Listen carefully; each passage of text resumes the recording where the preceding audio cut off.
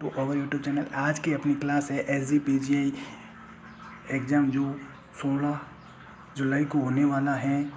उसके most important questions की अपन बात करेंगे और जो प्रीवियस ईयर में पूछे गए हैं उनके बारे में कुछ क्वेश्चंस की बात करेंगे जो 100 to 100% एग्ज़ाम में आपको देखने को मिलेंगे।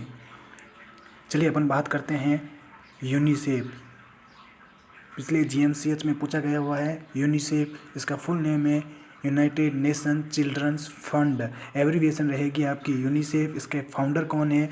लुडविग रैचमैन बोल सकते हैं। उसका फाउंडर का नाम नहीं पूछा जाएगा, आपको इसका फुल फॉर्म नाम पूछा जा सकता है। और इसकी लीगल स्टेटस क्या है, मतलब कब एस्टैब्लिश हुआ? 11 दिसंबर 1946 को ये एस्टैब्लिश हुआ। यही डेट याद रखनी है आपको, बस और कुछ नहीं याद रखनी। इसका फुल नेम और इसकी डेट याद रखनी 11 दिसंबर 1946। और हेडक्वार्टर को भी याद रखना, न्यूयॉर्क में है headquarter UNICEF United Nations children fund. इसका हेडक्वार्टर कहाँ पे है? न्यूयॉर्क में है। और कब एस्टेब्लिश हुआ? 11 दिसंबर 1946 में। 3 चीज़ आपको मैंने याद रखनी इसमें। एक तो आपको हेडक्वार्टर इसका याद रखना, एक लीगल डेट 100 to 100%। अगर हेडक्वार्टर नहीं पूछा जाएगा तो आपसे इसकी डेट एस्टेब्लिश जो हुआ है उसकी डेट पूछी जाएगी। उसके बाद में इसका फुल नेम। चलिए आगे बात करते हैं और इसके इम्पोर्टेंट फंक्शंस की अपन बात करेंगे।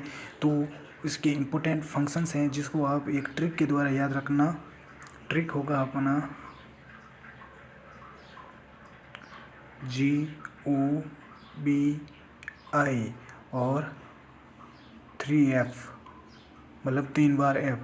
GOBI गोबी 3F।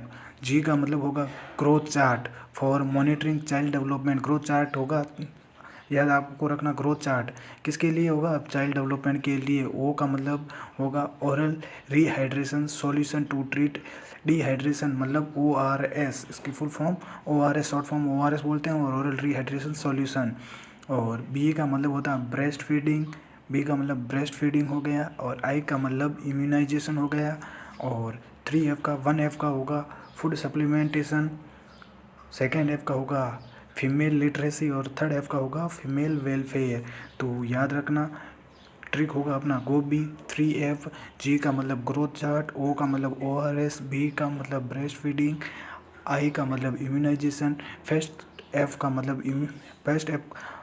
का मतलब फूड सप्लीमेंटेशन, 2nd F का मतलब फीमेल लिटरेसी और 3rd F का मतलब फीमेल वेलफेयर।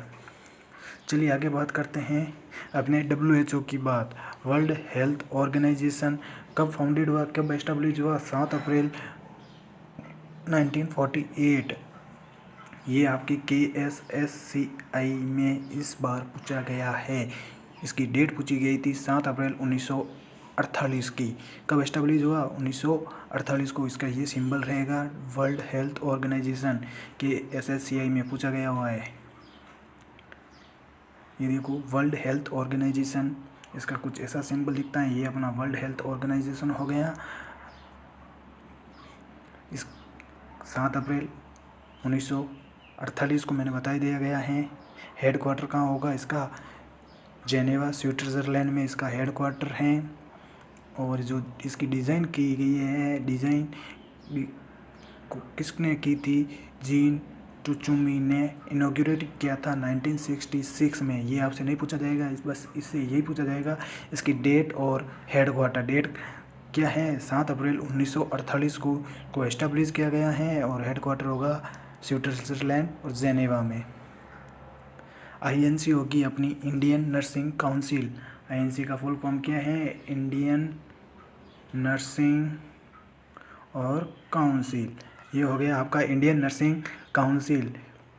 1947 में इसका एस्टेब्लिश हुआ था। 1947 में ये इसका पर्पज़ क्या है? नर्सिंग और नर्सिंग एजुकेशन के लिए है। इसका हेडक्वार्टर क्या है? मतलब इंडिया की है। INC कहाँ की है? इंडिया की इंडियन नर्सिंग काउंसिल। तो इसका हेडक्वार्टर ही अपने इंडिया में ही होगा। तो कहाँ पे होगा? न्यू दिल्ली में होगा। ये देखो इसकी लोकेशन, पूरी लोकेशन दे रखी है कहाँ पे है, लेकिन पूरी लोकेशन नहीं पूछी जाएगी यहाँ से, बस यही पूछा जाएगा इसका हेडक्वार्टर कहाँ पे है? न्यू दिल्ली। और कब एस्टेब्लिश हुआ? 1947 को, बस। और इसका प्रेसिडेंट कौन है? ये देखो थोड़ा सा कट गया है तो आपको टी दिलीप कुमार, याद रखना टी दिलीप कुमार, ये पूछा जा सकता है, लेकिन ना के बराबर पूछा जाएगा। थोड़ा याद रखना। आईएनसी का हेड क्वार्टर कहाँ पे है? न्यू दिल्ली। और प्रेसिडेंट कौन है? टी दिलीप कुमार। और ICN होती है international council of nurses. International council of nurses इसको कब फाउंडेड किया गया था? 1899 में, 1899 में एस्टेब्लिश किया गया था। इसका क्वार्टर कहाँ है? इसका हेड क्वार्टर कहाँ है? जेनेवा स्विट्ज़रलैंड में है। यूनिसेफ का भी कहाँ था आपके? स्विट्ज़रलैंड में। और इसका भी स्विट्ज़रलैंड में, याद रखना। यूनिसेफ जेनेवा स्विट्ज़रलैंड इंटरनेशनल है। इसके मेंबर्स कितने हैं? 135, ये याद रखना। लेकिन ये इतना इम्पोर्टेंट नहीं है, तो भी याद रखना 135 देश इसके क्या हैं? मेंबर्स हैं। और प्रेसिडेंट कौन है? डॉक्टर परमिला सिप्रियानो, याद रखना डॉक्टर परमिला सिप्रियानो। पूछा जा सकता है, कुछ भी पूछ सकते हैं इससे रिलेटेड। हेडक्वार्टर हो गया आपके जेनेवा स्विट्ज़रलैंड में, एस्टेब्लिश हुआ 1899 में। इंटरनेशनल काउंसिल ऑफ नर्सेज, इसके मेंबर कितने हैं? 135। और डॉक्टर परमिला सिप्रियानो इसकी प्रेसिडेंट हैं। अब अपन बात करते हैं इंक्यूबेशन पीरियड से। हर बार एग्ज़ाम में कुछ न कुछ डिजीज़ दे के आपसे इंक्यूबेशन पीरियड पूछ लिया जाता है कि SSI में अभी बार पूछा गया था, GMCH में भी पूछा जा सकता है। तो इंक्यूबेशन पीरियड से इन्फ्लुएंजा के कितने हैं? 18 से 72 आवर्स इसका इंक्यूबेशन पीरियड होगा। कॉलेरा का कितना है? 1 से 2 डेज़ का इंक्यूबेशन पीरियड है। येलो फीवर का है 2 से 6 डेज़ इसका इंक्यूबेशन पीरियड है। पोलियो का है 3 से 4 से अपन बोल सकते हैं 33 दिन तक इसके इंक्यूबेशन पीरियड रखा गया है। डिप्थीरिया का होगा 2 से 6, मेन रखना आपको डिप्थीरिया 2 से 6 दिन का इंक्यूबेशन पीरियड होगा। और टाइफाइड का होगा 10 से 14 दिन का, याद रखना। टाइफाइड डिप्थीरिया का होगा 2 से 6 दिन और टाइफाइड का होगा 10 से 14 दिन। मिजल्स का होगा, ये भी याद रखना, मिजल्स का 10 से 14 दिन। और टेटनस का होगा 6 से 10 दिन। जैपनीज एन्सेफेलाइटिस 1 से 15 दिन। तो मेनली जो आपको मतलब 10 से 15 दिन के बीच में जो आते हैं इंक्यूबेशन पीरियड्स, उनको याद में रखना। जैसे अपना कॉलेरा हो गया 1 से 2 दिन, येलो फीवर हो गया 2 से 6 दिन, डिप्थीरिया का हो गया 2 से 6 दिन, टाइफाइड का हो गया 10 से 14 दिन, मिजल्स का भी 10 से 14 दिन। ये याद रखना, दोनों में से कुछ पूछा जा सकता है। टेटनस का हो गया 6 से 10 डेज और जैपनीज एन्सेफेलाइटिस का होगा 1 से 15 डेज। डिप्थीरिया का हो गया 2 से 6 डेज, टाइफाइड का हो गया 10 से 14 डेज, मिजल्स का हो गया 10 से 14 डेज, अपने टेटनस का हो गया 6 से 10 डेज, जैपनीज एन्सेफेलाइटिस का हो गया 1 से 15 डेज। अब बताएं रेबीज़ का, ये पूछा जा सकता है 20 से 60 डेज। और हेपेटाइटिस ए का होता है 15 से 45 डेज, हेपेटाइटिस ए का 15 से 45 डेज, हेपेटाइटिस बी का 1 से 6 मंथ होता है। और हर्पिस सिम्प्लेक्स का होगा 5 से 8 डेट, ये याद रखना। मम्स और रूबेला का होता है 16 से 20 डेज, ये याद रखना आप। हेपेटाइटिस ए याद रखना और हर्पिस सिम्प्लेक्स याद रखना। और Japanese encephalitis, tetanus, measles, typhoid, diphtheria, इनको याद रखना। अब अपन बात करते हैं, एक याद रखना आप, एक्सरे के डिस्कवर कौन है, उनको याद रखना। एक्सरे से रिलेटेड आप जो भी हैं उनको पढ़ लेना, इसका डिस्कवर पूछा जा सकता है।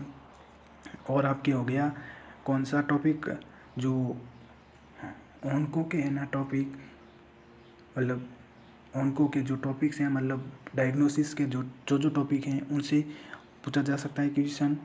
और इसकी क्लास में आपको अगले नेक्स्ट वीडियो में बता दूंगा उनको कि कितने जो इंपॉर्टेंट क्वेश्चन होंगे मैं आपको वो बता दूंगा। Thank you friends. अगर आपको वीडियो अच्छा लगा तो ज़्यादा से ज़्यादा शेयर एंड सब्सक्राइब करना। Thank you to all of you.